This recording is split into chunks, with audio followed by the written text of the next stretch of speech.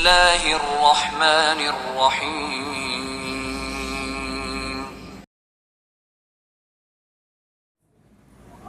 Assalamualaikum warahmatullahi wabarakatuh.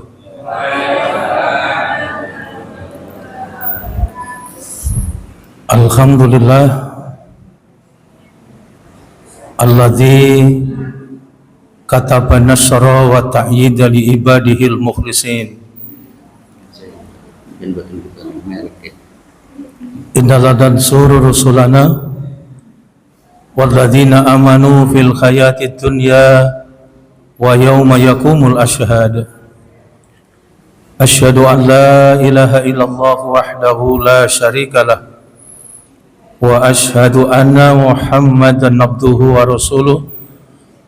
Allahumma salli wa sallim wa barik ala nabiyyina wa rasulina Muhammad wa ala alihi wa ashabihi alladzina jahadu fillahi haqqa jihadih fakataba lahum rabbuhum izzad dunya wa syahadatal uqba yauma la yanfa'u malun wala banunun illa man atallaha biqalbin salim.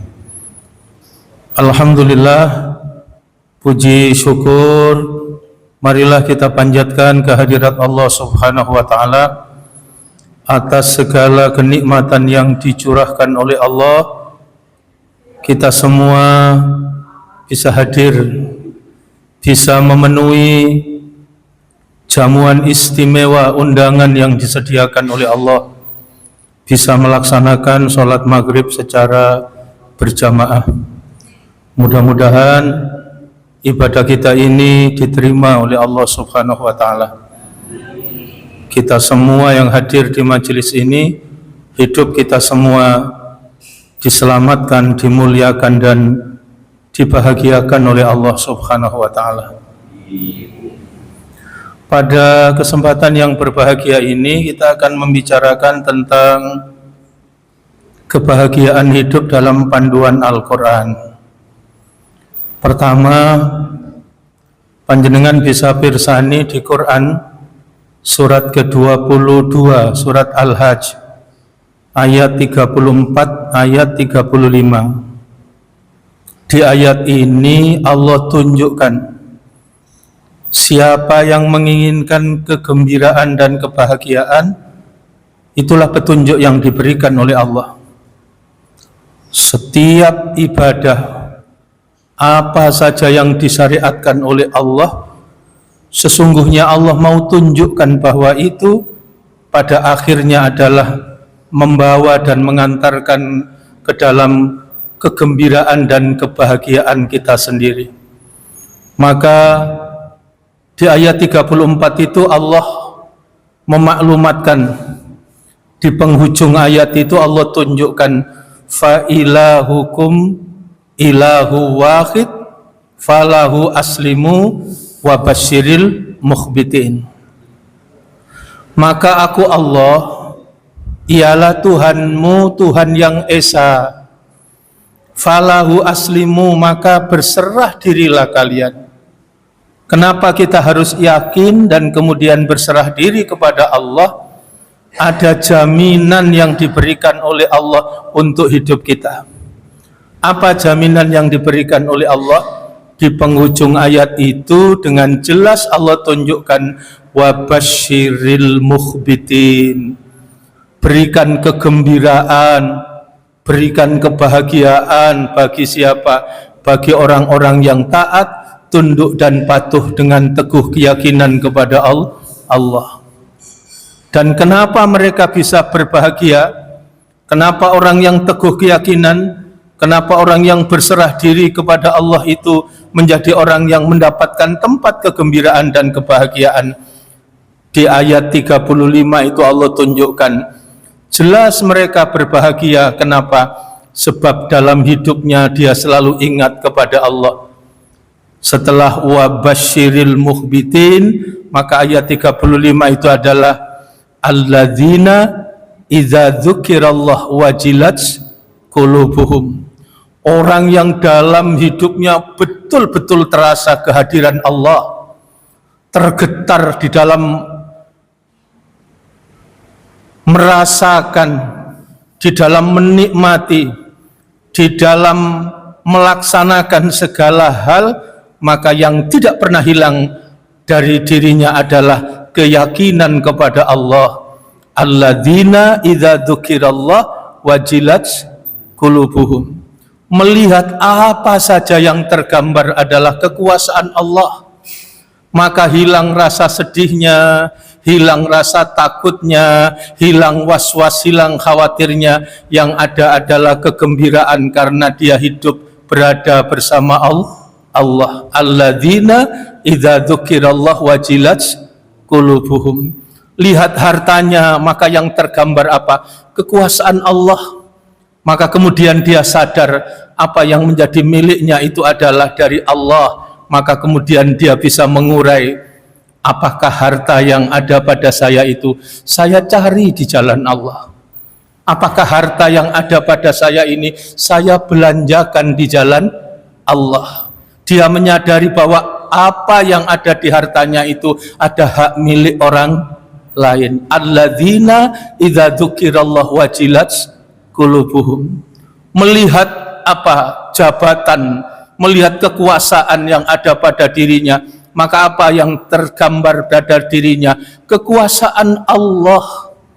Dia sadar bahwa apa yang sekarang diembannya itu tidak hanya sekedar kontrak sosial, tidak hanya orang menyerahkan haknya, kemudian diberikanlah haknya itu digunakan untuk dirinya sehingga dia memiliki kekuasaan. Tidak hanya sekedar itu, tapi ada kontrak ilahiyah bahwa apapun yang dilakukan ini adalah kembalinya dipertanggungjawabkan di hadapan Allah. Alladzina idza dzukirallahu wajilat qulubuhum.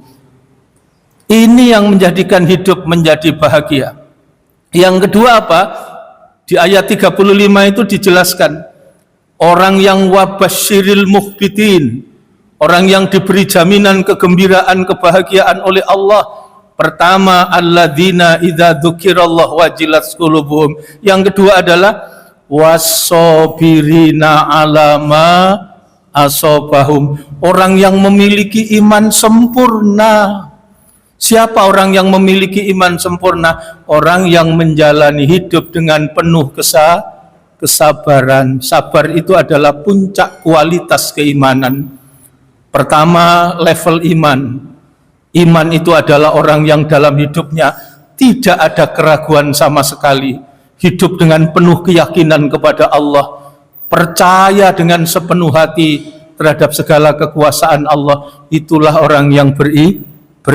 Yang kedua, level kedua dari iman, apa yang diyakini itu kemudian dibuktikan dalam keseharian, dibuktikan dalam bentuk perbuatan, dibuktikan dalam bentuk amal soleh. Maka iman level yang kedua namanya adalah amal soleh.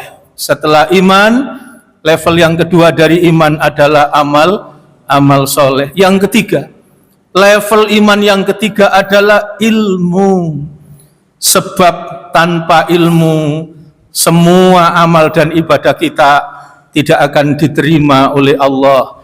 Maka iman level yang ketiga adalah ilmu. Maka tidak berlebihan ketika di Al-Mujadalah ayat yang ke-11, derajat tinggi itu diberikan bagi siapa? Orang-orang yang berilmu. Yarfa'illahu alladzina amanu minkum walladzina utul ilma darajat.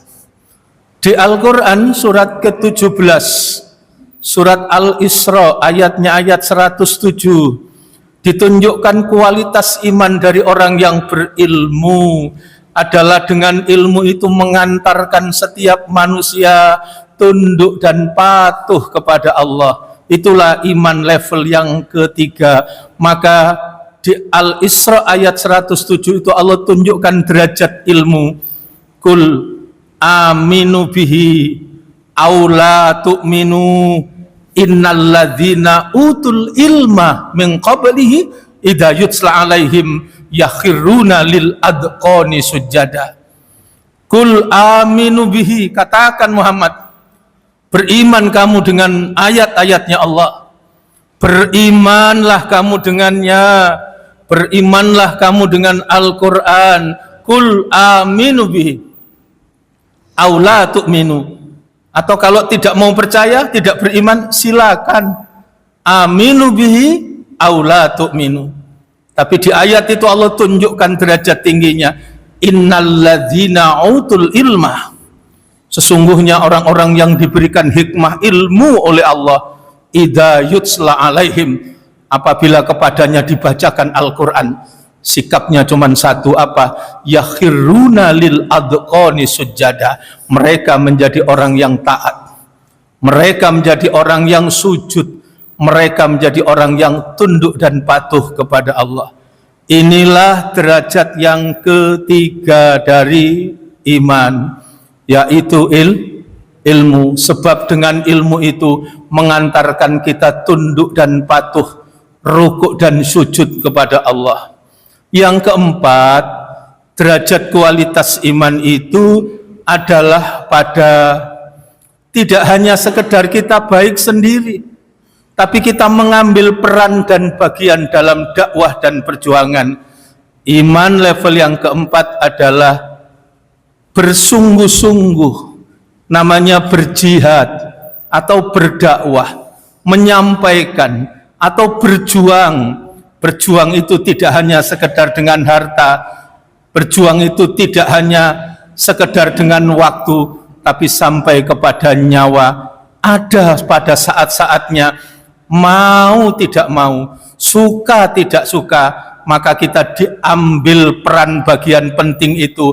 Bahkan dakwah itu adalah dalam perang yang sesungguhnya. Maka panjenengan bisa pirsani di Quran surat ke-8, surat Al-Anfal, ayatnya ayat yang ke-65.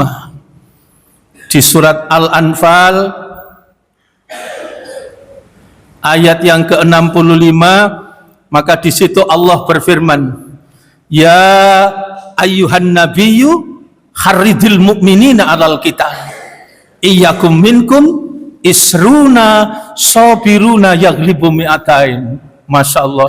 Ya ayyuhan nabiyyu, wahai Nabi Muhammad, harridil mu'minina 'alal qital, kobarkan semangat berperang, kobarkan semangat berjihad, kobarkan semangat berjuang kepada orang-orang yang beriman.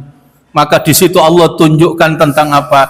Bukan tidak penting jumlah, tapi di situ Allah tunjukkan kalau kita punya iman, hendaknya iman yang berkualitas. Maka di situ Allah tunjukkan iyyakum minkum isruna sabiruna yaghlibu mi'atain. Jika ada 20 saja orang-orang mukmin di antara kalian yang sabar, maka 20 orang mukmin itu akan mampu mengalahkan 200 orang kafir. Jika ada 100 saja orang-orang mukmin di antara kalian yang sabar, maka 100 orang mukmin itu akan mampu mengalahkan 1000 orang kafir. Kenapa? Bi annahum qaumul la yafqahun. Sebab orang-orang kafir itu tidak mengerti dengan apa yang dilakukan. Kata orang sekarang, kena penyakit apa Pak? LIC. Nopo LIC itu? Sepi di tempat yang ramai, di tengah banyak orang, merasa sendiri, sibuk, capek, tapi tidak mengerti dengan apa kesibukannya, sehingga yang ada bukan rasa syukur tapi berkeluh kesah. Seolah-olah kita ini menjadi orang yang paling menderita nomor 1 sak kecamatan.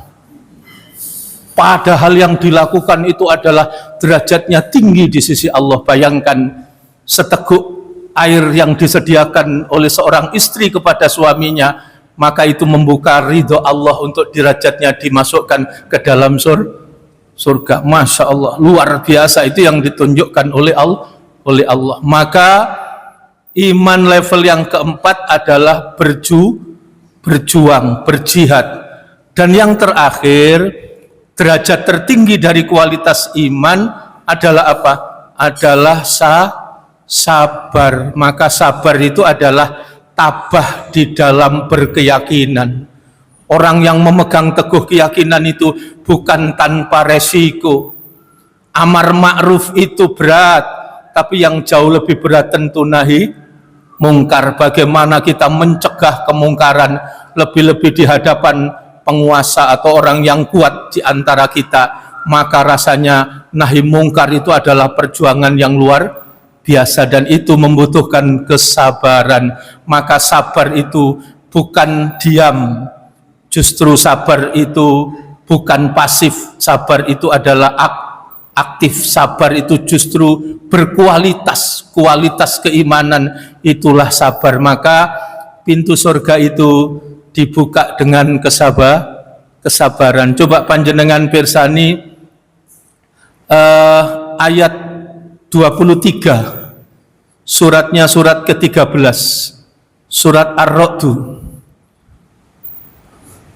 Di surat Ar-Ra'du ayat 22, 23, ayat 24 itu ditunjukkan oleh Allah di antara terbukanya pintu surga yang disediakan oleh Allah adalah yaitu kesempurnaan iman. Apa tadi kesempurnaan iman?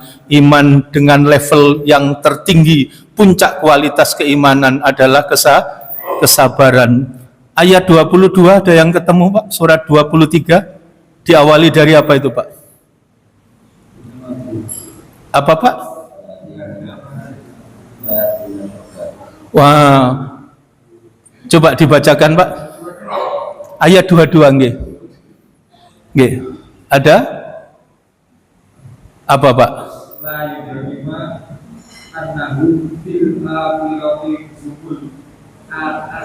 Leres apa? Ayat 22 nggih. Apa tadi?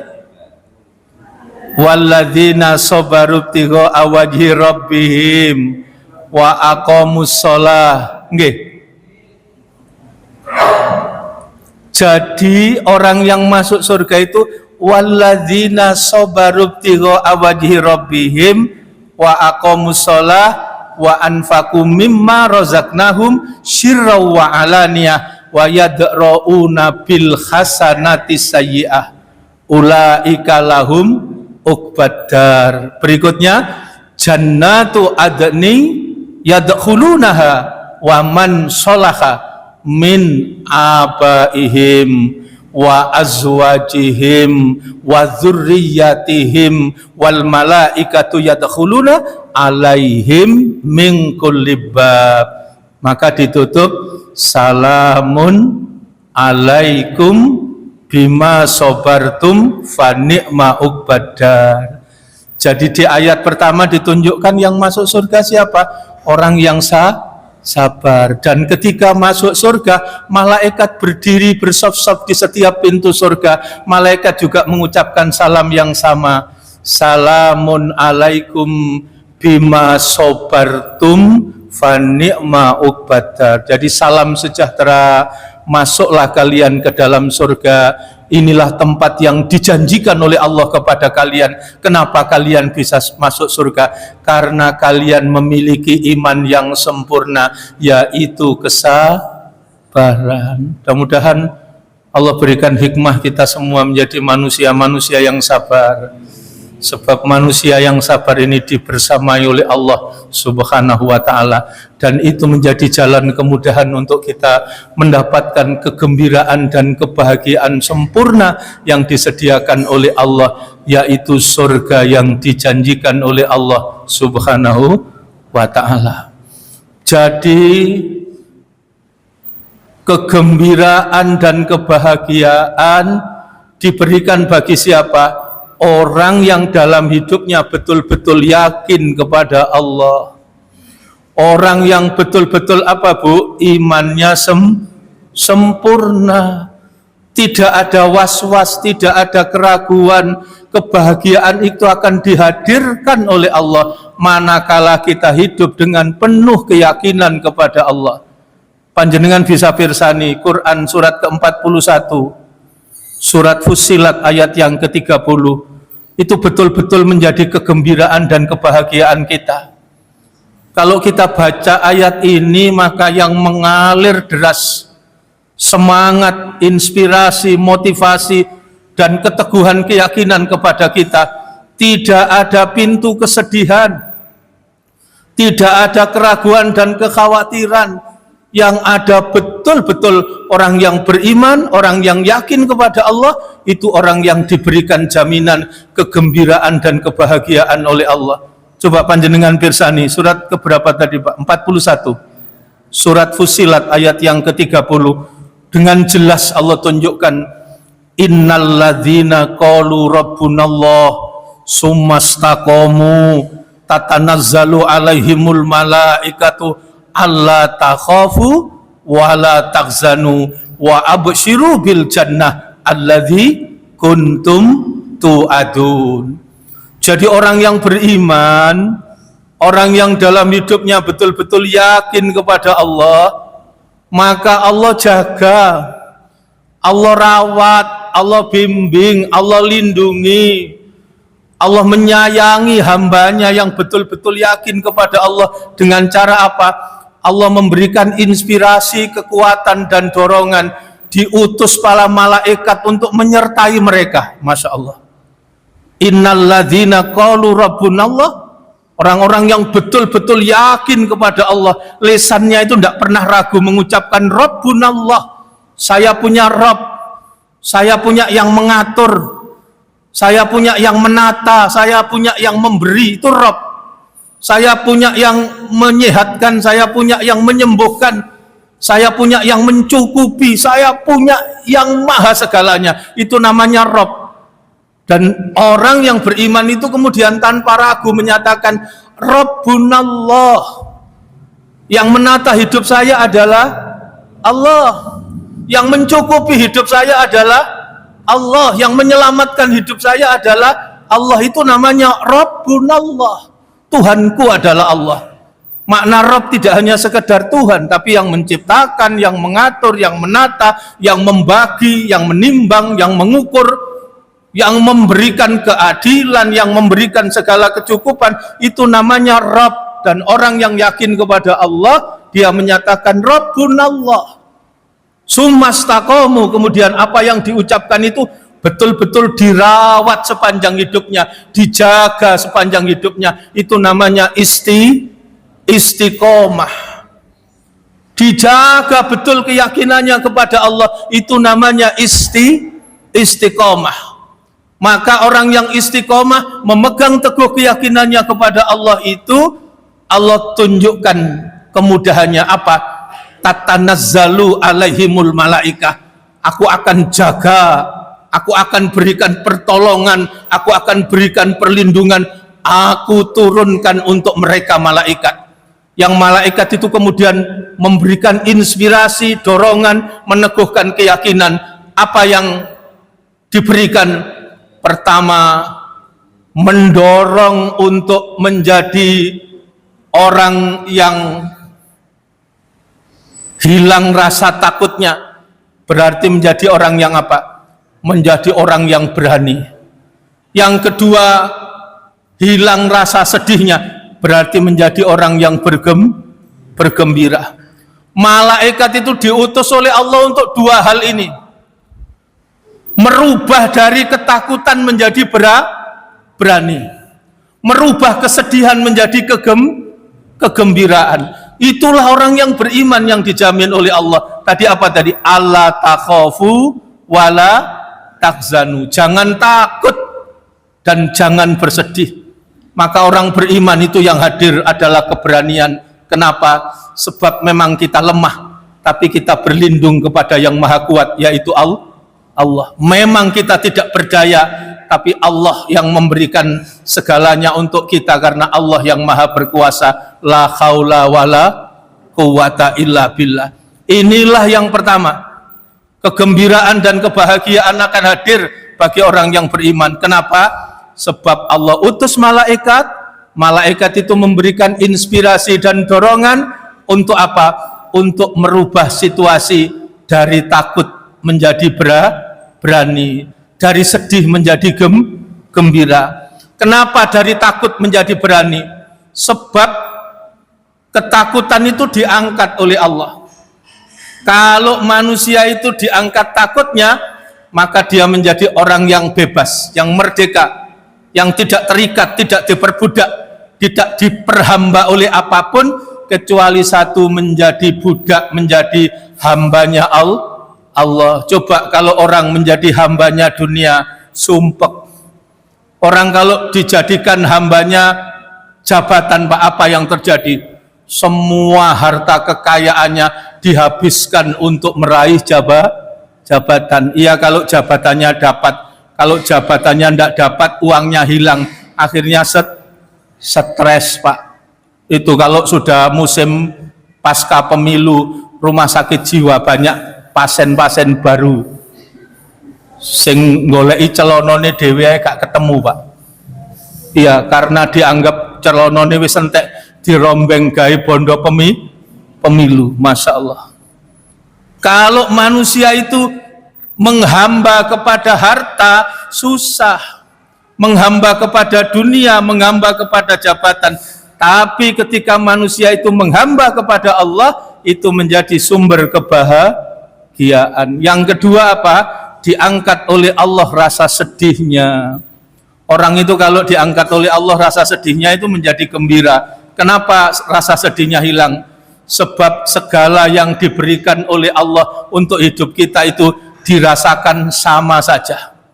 Sebab dia mengerti dan menyadari yang diberikan oleh Allah untuk hidup kita pasti baik, pasti benar, pasti indah. Tidak ada yang salah tempat, tidak ada yang salah timbang, tidak ada yang salah ukur. Maka bagi orang yang yakin kepada Allah, maka apapun yang diberikan oleh Allah, dia bisa memetik mutiara hikmah dari setiap apa yang diberikan oleh Allah. Sehingga hidup orang yang beriman, yang yakin kepada Allah, ini menjadi sumber kebahagiaan. Itu pertama.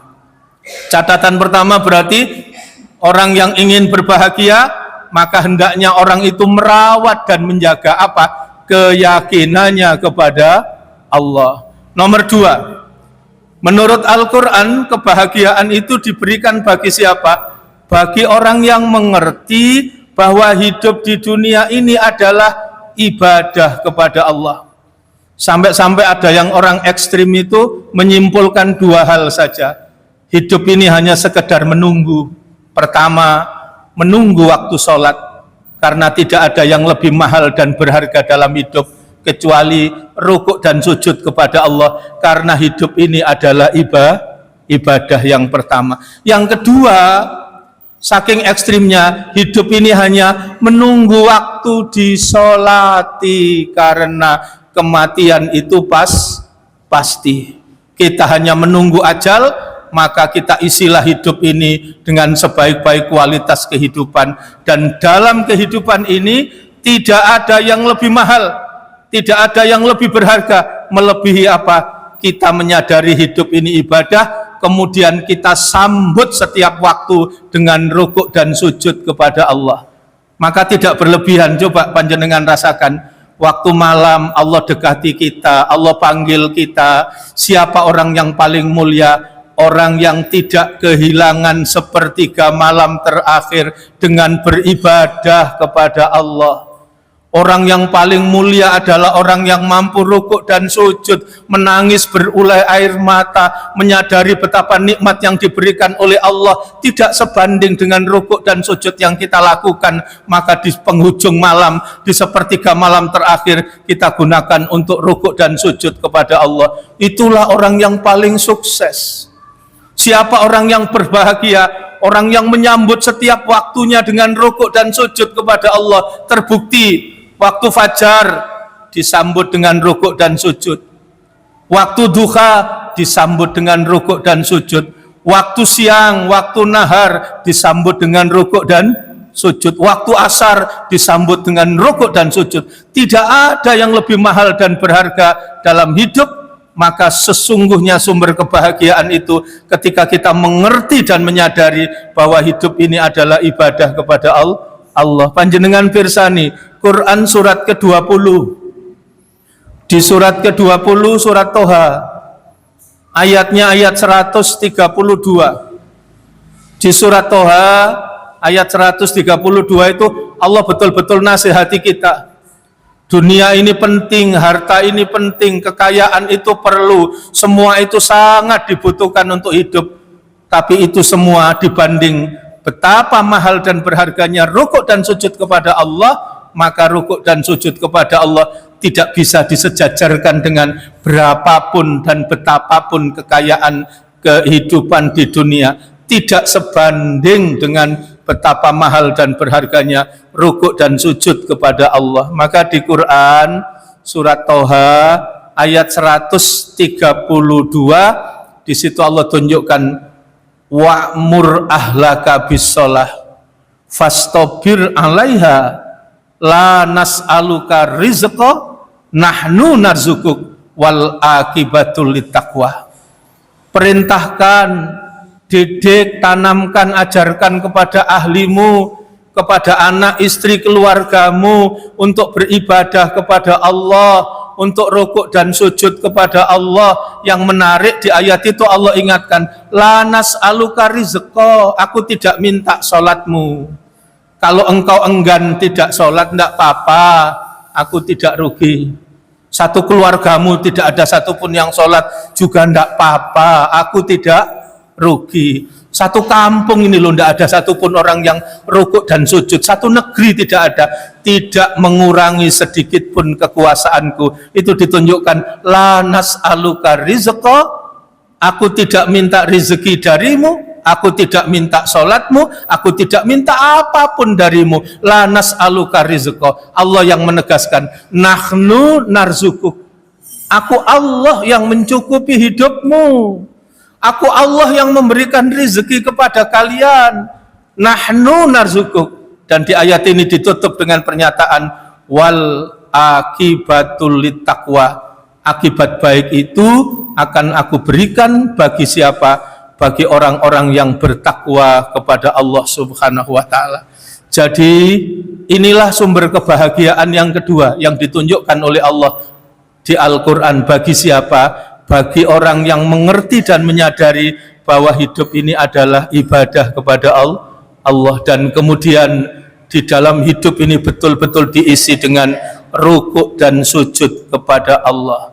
Yang ketiga, sumber kebahagiaan itu ketika kita selamat memilih jalan kemuliaan, menghindarkan dan menjauhkan diri dari segala kehinaan.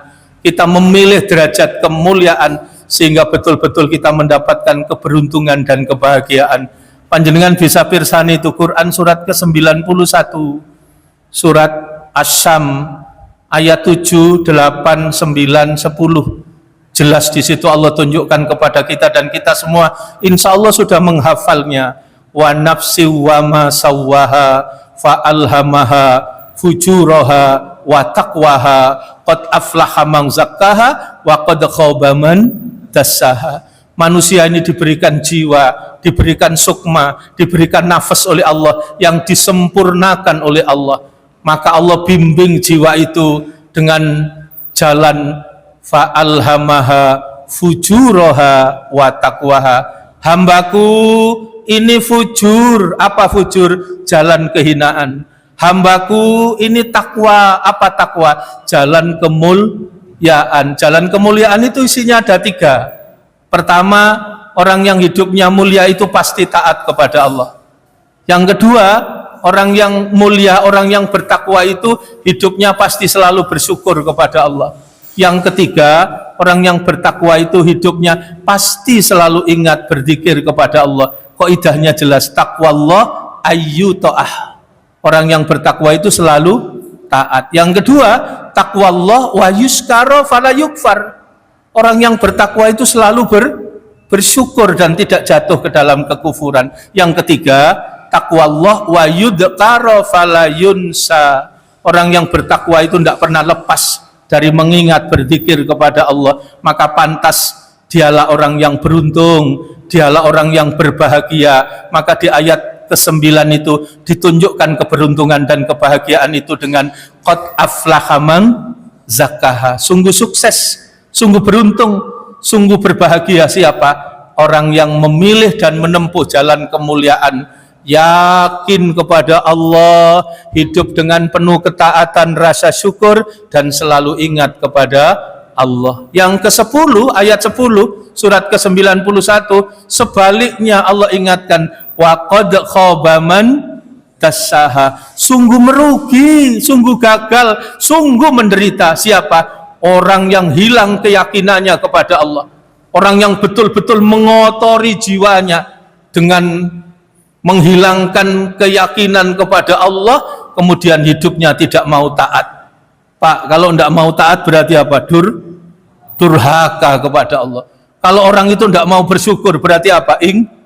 Ingkar, kufur atas nikmat Allah. Orang kalau tidak mau berzikir, tidak mau ingat kepada Allah, berarti dalam hidup dia selalu lalai kepada Allah. Maka inilah orang-orang yang jauh dari kegembiraan dan kebahagiaan. Dalam kajian yang singkat ini, setidak-tidaknya ada 3 hal yang mengantarkan kita menuju kebahagiaan kehidupan. Yang pertama adalah orang yang hidup dengan penuh keyakinan kepada Allah. Yang kedua adalah orang yang mengerti dan menyadari bahwa hidup ini adalah ibadah. Dan yang ketiga adalah orang yang memilih jalan kemuliaan, orang yang menyelamatkan diri dari jalan kehinaan. Itulah orang yang disediakan kegembiraan dan kebahagiaan oleh Allah. Maka sebagai pelajaran berharga, kalau kita baca dari surat Yasin, surat Yasin itu betul-betul membimbing diri kita semua untuk hidup kita bahagia. Hidup teratur, tertib, hidup dengan aturan petunjuk Allah. Maka di surat Yasin itu ditunjukkan episode kisah sebelum Nabi, umat yang memperturutkan syahwatnya sehingga hidupnya mengalami ketimpangan dan kekacauan. Coba kita lihat itu surat Yasin ayat berapa? 13, ayat 14. Di situ ditunjukkan apa yang dikisahkan Allah. Wadrib lahum masalan ashabal qaryah idja'ahal mursalun id arsalna ilaihi musnaini fakadzabuhuma fa'azzazna bisalisim faqalu inna ilaikum mursalun. Allah tunjukkan kisah sebuah negeri yang kacau karena tidak mau mengikuti petunjuk Allah, memperturutkan syahwatnya sehingga terjadi kekacauan, dan Allah sayang. Diutus 2 utusan dan dikuatkan 1 utusan lagi untuk menyelamatkan mereka agar mereka bertaubat kembali ke jalan yang benar. Sayangnya mereka adalah penduduk negeri yang keras kepala, sehingga mereka bukan hanya sekedar menolak, tapi siap-siap untuk membantai 3 utusan Allah itu. Sampai panjenengan nikmati ayat 20 sampai dengan ayat 28 surat Yasin itu. Di ayat 20 ditunjukkan apa itu? Wajah amin aqsal madinati rajulu yas'a qala ya qaumi ittabi'ul mursalin ittabi'u man la yas'alukum ajra wa hum muhtadun. Ada seorang laki-laki dari sudut kota lari tergopoh-gopoh takut terlambat, mau mengingatkan kaumnya penduduk negeri itu jangan sampai berbuat melampaui batas kepada utusan Allah itu. Betul, sampai di tempat itu dalam beberapa riwayat tafsir orang ini namanya Sirin An-Najr, dia mengingatkan kepada penduduk negeri itu, dengarkan utusan Allah itu, ikuti, bertaubatlah, jangan terus memperturutkan syahwat. Kenapa engkau persalahkan para utusan itu dan engkau akan membantainya, sementara kekacauan, ketimpangan dan kerusakan dalam kehidupan kita itu karena kita tidak mau mengambil petunjuk Allah tapi hidup dengan memperturutkan hawa nafsu. Tapi apa yang terjadi? Memang penduduk negeri itu keras kepala sehingga 3 utusan itu dibantai, termasuk Sirin An-Najr. Maka di ayat ini Allah tunjukkan sampai ayat 28 itu Allah hancurkan penduduk negeri itu tidak dengan bala tentara yang kuat, tidak dengan tsunami, tidak dengan banjir, cukup dengan suara kecil, dengan teriakan kecil, mereka semua binasa karena saking melampaui batasnya. Itu pelajaran berharga. Allah Maha Kuasa atas segala sesuatu, maka janganlah kita umat Nabi Muhammad seperti umat sebelum Nabi yang dikisahkan di surat Yasin. Maka di surat itulah Allah tunjukkan hidup teratur, indah, Ayat berapa itu Pak? Ayat 38, ayat 39. Wasyamsu tajri li mustaqarrin laha dzalika taqdirul azizil alim wal qamara qaddarnahu manazila hatta adakal urjunil qadim. Itu sudah Allah tunjukkan. Manusia ini berdiri di bumi. Bumi ini beredar mengelilingi matahari dan matahari itu tidak diam. Matahari itu juga berjalan di atas garis orbit yang sudah ditetapkan oleh Allah, dan masing-masing planet beredar bersama-sama berkeliling mereka di atas manzilah masing-masing. Bahkan matahari yang diciptakan oleh Allah bukan satu, bukan dua, bukan 10, bukan 100, bukan 1 juta, maaf, mataharinya saja itu yang diciptakan oleh Allah bermiliar-miliar matahari, dan masing-masing matahari beredar dikelilingi oleh planet-planet. Sampai sekarang tidak ada satupun pakar yang tahu betapa luas jagat raya yang diciptakan oleh Allah. Itulah yang ditunjukkan, maka tidak ada kepantasan bagi kita manusia untuk pongah, no, Pak, sombong, terus mentang-mentang kita berdiri di bumi itu, kalau dibandingkan dengan pasir di padang pasir, sepersekian miliar padang pasir itu yang dibelah itu lebih besar dibanding diri kita manusia di jagat raya yang diciptakan oleh Allah. Maka tidak ada kepantasan kecuali kita hidup tunduk dan patuh berserah diri kepada Allah. Sayangnya godaan dunia ini sangat luar biasa. Meskipun di surat Yasin itu ditunjukkan kenikmatan dan kebahagiaan kehidupan di akhirat, panjenengan bisa rasakan. Surat Yasin ayat 55 sampai dengan ayat 56, 57, 58. Apa itu Pak? Inna ashabal jannatil yauma fi sughulim fakihun hum wa azwajuhum fi dhilalin alal araiki muttaqiun lahum fiha fakihatu wa lahum ma yadda'un salamun qaulam mir rabbir rahim.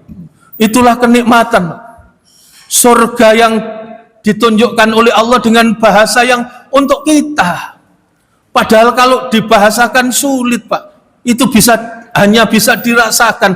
Kenikmatan surga itu sulit untuk bisa dibayangkan hanya dengan sekedar kata-kata. Maka Allah tunjukkan itu kata-kata yang bisa dipahami oleh manusia. Tapi kenikmatan yang sesungguhnya jauh di atas apa yang dilukiskan oleh Allah itu sebagai gambaran. Semua yang ada di surga itu adalah menyenangkan.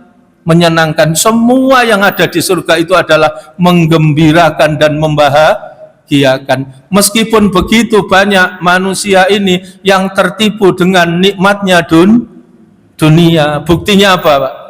Ayat 60 itu surat Yasin. Alam a'had ilaikum ya bani Adam alla ta'budus syaitan innahu lakum aduwwum mubin. Banyak manusia itu tidak taat, ingkar, durhaka kepada Allah karena tergoda bujuk rayu syaitan. Maka diingatkan oleh Allah di surat itu bahwa setan adalah musuh yang nyata bagi kita. Panjenengan bisa pirsan itu, bujukannya maut soalnya Pak. Ayat 22 surat 14 surat Ibrahim ayat 22 itu ditunjukkan oleh Allah bagaimana mautnya tipu daya setan sehingga memperdaya manusia. Di ayat itu Allah tunjukkan waqala syaiton, berkata setan, kapan?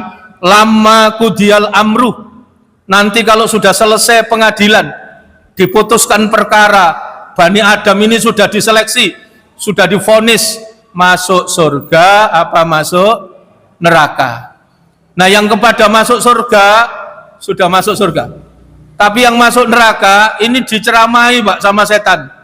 Itu ditunjukkan oleh Allah di surat Ibrahim surat ke-14 ayatnya ayat berapa tadi Pak? Ayat 22. Waqala syaiton, berkata setan, kapan? Lama kudial amru, nanti kalau sudah selesai ditetapkan perkara dari pengadilan surga atau neraka. Apa yang dikatakan? Innallaha wa'adakum ba'dal haq, sesungguhnya janji Allah semuanya adalah benar. Wa wa'atukum fa akhlaftukum, saya juga banyak mengobral janji tapi saya mengingkari. Berikutnya yang dikatakan setan, wa makana li alaikum min sultan. Saya tidak punya kekuatan, saya tidak punya kekuasaan, saya tidak pernah bisa menjadikan kalian ahli dosa, saya tidak pernah bisa menjadikan kalian ahli maksiat, saya tidak pernah menjadikan kalian menjadi orang yang buruk. Wa makana li alaikum min sultan. Saya tidak punya sultan, saya tidak punya saya tidak punya kekuatan, saya tidak punya kemampuan. Wa makana li alaikum min sultan illa anta autukum, katanya, kecuali saya hanya mengajak. Tapi anehnya fastajabtum li, kalian tidak nurut perintahnya Allah, tapi kalian mengikuti ajakanku setan. Fastajabtum li, katanya. Maka berikutnya dikatakan fala talumuni, jangan salahkan saya, walumu anfusakum, salahkan diri kamu sendiri. Maka kalau panjenengan buka Quran surat ke-100, surat Al-Adiyat, manusia ini menjadi keterlaluan. Ketika sudah terpedaya bisikan setan, maka dia akan memperturutkan syahwatnya, dia akan mengikuti hawa nafsunya, dia tidak akan menjadi orang yang taat kepada Allah, dia menjadi orang yang durhaka kepada Allah. Kenapa? Sebab yang dianggap penting dan berharga dalam hidup hanya dunia. Maka disebutkan di situ surat keberapa tadi, Pak? Surat ke-100. Innal insana li rabbihi lakanut fa innahu ala dzalika lasyahid fa innahu li hubbil khairi lasyadid. Itu yang diingatkan Allah. Manusia ini keterlaluan dan sangat keterlaluan karena sadar dengan kedurhakaannya kepada Allah. Kenapa dia tidak taat?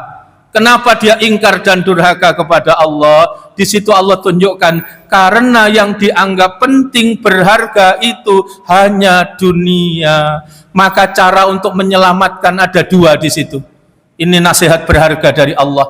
Apa caranya? Afala ya'lamu idza bu'sira ma fil kubur. Yang kedua apa? Wa khusilama fis sudur. Pertama yang menyelamatkan itu ketika kita ingat alam kubur. Alam kubur itu alam barzah, bufferstat, batas penyanggah, transit, Pak. Setelah kita perjalanan panjang dari dua tempat, yaitu alam dunia menuju alam akhirat. Sebelum masuk di akhirat, Pak, kita masuk di lobi, di masa tunggu, namanya alam barzah atau alam kubur. Setiap orang pasti masuk di alam kubur, nunggu. Nah, meskipun di lobi itu kan tempatnya beda-beda, ya Pak Uun. Ada yang fasilitasnya lengkap, AC-nya, wah sejuk, apa dilayani macam-macam, masya Allah. Padahal di ruang lobi, di masa tunggu. Tapi ada yang pengap, ya Allah, tikusnya akeh, kecoa akeh, sempit, AC ini rusak, macam-macam itu. Maka kata Rasulullah dalam sabda beliau mengingatkan, seindah-indahnya tempat itu alam barzah.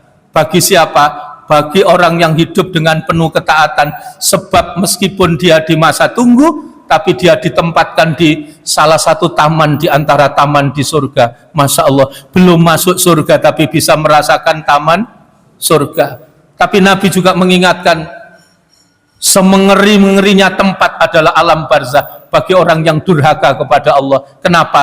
Sebab di alam barzah dia ditempatkan di tempat yang sangat mengerikan. Apa itu? Salah satu parit di antara parit di neraka. Masya Allah, na'udzubillah min dzalik. Belum masuk neraka tapi sudah merasakan suasana neraka. Bagi orang yang ingkar dan durhaka kepada Allah. Maka ini menjadi nasihat supaya kita hidup ini menjadi orang yang taat, kembali ke dalam ketaatan, jangan sampai jatuh ke dalam kedurhakaan. Yang kedua yang menyelamatkan itu adalah apa tadi? Wa khusilama fis sudur. Kalau orang itu merawat sudur, Pak. Apa sudur itu? Sudur itu adalah hati. Dan di Al-Quran, hati itu ada 4 lapis. Lapis pertama namanya sudur. Lapis kedua namanya kolbun. Lapisnya fuad. Dan lapis keempat namanya lub. Sudur itu lapisan. Apa yang kita terima masuk itu hanya sekedar pengetahuan. Tapi kalau sudah masuk kolbun, itu sudah mendarah daging, menjadi bagian yang menggetarkan. Kalau sudah di fuad, maka getarannya sangat kuat dan tidak bisa dilepaskan. Lebih-lebih kalau sudah masuk di dalam lub, maka bentuk jamaknya adalah ulul albab. Apa sodrun? Sodrun itu ada orang ngerti sholat, kaifiyah sholat, tata cara sholat, tapi belum tentu melaksanakan sholat, karena sholatnya hanya sekedar wacana. Ngerti zakat, ngerti toharo, tapi belum tentu melaksanakan karena hanya sekedar pengetahuan. Maka kata Nabi, sayati ala ummati zamanun, akan datang satu masa dari umatku, yuksirul qura wa yakhillul fuqaha. Ada orang itu yang putus mata hatinya. Kenapa? Tidak nyambung kepada Allah. Sayati ala ummati zamanun, akan datang satu zaman, akan datang satu masa dari umatku, yuksirul qura. Kalau yang baca satu kan qori, ini yang baca banyak, baca Quran, yuksirul qura, tapi wayakhilul fuqaha, tapi tidak sampai ke dalam pemahaman. Jadi bacaannya hanya sebatas di kerongkongan. Jadi qara'tumul Qur'ana walam ta'malubih. Kalian baca Quran tapi kalian tidak pernah mengamalkan Al-Quran. Itu yang ditunjukkan. Maka disinilah yang Allah ingatkan kepada kita semua, ya, tentang apa? Bahwa hati itu pengetahuannya tingkat pertama tadi apa? Sadrun. Kalau sudah masuk di kolbun, ngerti sholat dan pasti sholat. Kenapa? Sebab dia paham konsekuensi dari orang yang tidak sholat. Yang membedakan mukmin apa kafir itu meninggalkan sholat. Bainal abdi wal kufri tarkus sholat. Faman tarokaha, siapa yang meninggalkan sholat faqad kafar, maka dia dikelompokkan jadi golongan orang kafir. Maka dia sholat meskipun hanya sekedar gugur kewajiban. Itu kalau sudah masuk di kolbun. Tapi kalau masuk lebih dalam fuad, sholat bukan hanya kewajiban, tapi sholat kebutuhan dan kerinduan. Sholat adalah kekayaan dan kebahagiaan. Tidak ada kenikmatan dalam hidup melebihi rukuk dan sujud kepada Allah. Itu kalau masuk di dalam fuad. Kalau sudah di dalam kolbu, ke dalam fuad, masuk lebih dalam lagi namanya lub, maka inilah yang tidak bisa dipisahkan. Maka kegembiraan dan kebahagiaan sempurna itu adalah ilmu yang sudah sampai kepada apa? Ulul albab. Ayat sebagai penutup surat ke-13, ayatnya ayat 19. Afamay ya'lamu annama unzila ilaika mir rabbikal haqqu kaman huwa a'ma innama yatadzakkaru ulul albab. Disitulah ditunjukkan oleh Allah, apakah orang yang hidup itu membenarkan Al-Quran dan hidup dengan petunjuk Allah itu Al-Quran, dijadikan panduan hidupnya. Sama dengan orang yang hidup kacau, memperturutkan syahwatnya, tidak mau mengikuti petunjuk, tentu tidak sama. Orang yang hidup dengan Al-Quran, petunjuknya Allah, berjalan dengan pasti menuju jalan kesuksesan. Sementara orang yang tidak mau mengikuti petunjuk dari Allah, seperti orang yang berjalannya orang buta. Dia tidak mendapatkan cahaya, bukan matanya yang tidak bisa melihat, tapi dia membuang cahaya yang diberikan oleh Allah sehingga dia hidup dalam kegelapan. Mudah-mudahan umur kita ini barokah. Mudah-mudahan Allah berikan kepada kita hikmah ilmu yang bermanfaat. Allah anugerahkan kepada kita rahmatnya sehingga apa yang kita lakukan dicatat oleh Allah sebagai amal soleh. Mudah-mudahan keluarga kita, anak-anak, keturunan kita semua dijaga dan dilindungi oleh Allah. Cita-cita kemuliaannya mudah-mudahan diijabah oleh Allah, dituntun menuju jalan kemuliaan, disukseskan dan dibahagiakan hidupnya, bahagia dalam kehidupan di dunia sampai dengan kehidupan di akhirat. Allahumma ja'al awwala hadza yauma sholahah. Allahumma ja'al awwala hadza yauma sholahah. Allahumma ja'al awwala hadha yauma salahah wa awsatuhu falahah wa awsatuhu falahah wa awsatuhu falahah wa akhiruhu najahah wa akhiruhu najahah wa akhiruhu najahah wa as'aluka khairat dunya wal akhirah. Rabbana zalamna anfusana fa illam taghfir lana wa tarhamna lanakunanna minal khosirin. Ya Hayyu ya Qayyum bi rahmatika astaghis aslih lisani kullahu wala taqilni ila nafsi tarfata aini.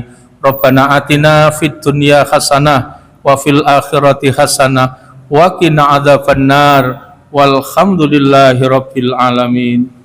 Demikian kurang lebihnya mohon maaf. Subhanakallahumma wa bihamdika asyhadu an la ilaha illa anta astaghfiruka wa atubu ilaik. Assalamualaikum warahmatullahi wabarakatuh.